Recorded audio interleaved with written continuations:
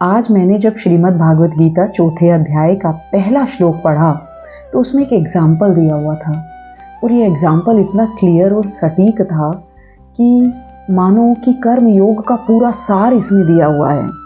तो इसमें कहा गया है कि जब हम अपना स्वार्थ है उसका त्याग करके, अपनी जो कामनाएं हैं उनका त्याग करके अपने सारे कर्मों को संसार के हित में समर्पित कर देते हैं तो हमारी जो फ्रीक्वेंसी है ना वो भगवान की फ्रीक्वेंसी से मैच हो जाती है और फिर उसके बाद हमें कुछ करने की ज़रूरत नहीं होती।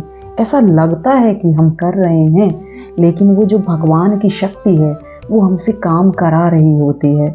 तो उस टाइम पर जब हमारी जो फ्रीक्वेंसी है वो भगवान से मैच हो जाएगी। और वो मैच कैसे होएगी? जब हम सेवा भाव से दूसरों के हित में काम करेंगे तो फिर हमें कोई भी परिश्रम करने का ज़रूरत ही नहीं पड़ेगी। अपने आप हम अपने कर्तव्य कर्मों को करते जाएंगे बिना किसी बोझ के।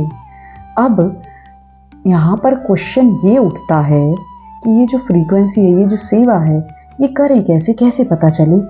अब मान लीजिए किसी की गाड़ी ख़राब हो गई है, मैं वहीं से जा रही हूँ, मैंने देखा वो धक्का लगा रहा है, उसमें मैंने भी मदद कर दी तो ये सेवा हो गई। तो जो कर्म योगी है ना वो जानबूझकर या खोज कर सेवा नहीं करता, बल्कि जो स्वतः ही प्राप्त परिस्थिति के अनुरूप अपने आप को ढाल लेता है और जो भी प्राप्त परिस्थिति है उसको बदलने की कोशिश ना करके बल्कि उसमें क्या सही है वो करने की कोशिश करता है तो वो अपने आप सेवा बन जाती है। यानी हमें कुछ भी नहीं करना, बस जो हमें परिस्थिति मिली हुई है, मैं जहाँ भी हूँ, जैसी भी हूँ, मैं जो भी काम करती हूँ उसी परिस्थिति का सदुपयोग करना है। और परिस्थिति का सदुपयोग करना, दूसरों के हित में काम करना ही कर्म योग है। तो ये एग्जाम्पल अगर आपको भी बहुत अच्छा लगा हो और आपको भी लगा हो कि ये कर्म योग का सार हमें जानने को मिल गया है तो प्लीज़ आप मुझे लिख कर बताइएगा। धन्यवाद।